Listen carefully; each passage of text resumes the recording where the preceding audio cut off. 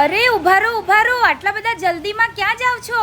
અરે તમને ખબર છે, શ્રીજી ગેલેરીમાં રક્ષાબંધનનો સેલ આવી ગયો છે. તમે પણ ચાલો અમારી સાથે. એવું છે, ચાલો તો જઈએ. તો કેમ છો વડોદરા? રાખડીનો કોમ્બો છે એ તમને માત્ર 100 રૂપિયામાં મળશે. તો આ રાખડી માત્ર 80 રૂપિયામાં મળવાની છે.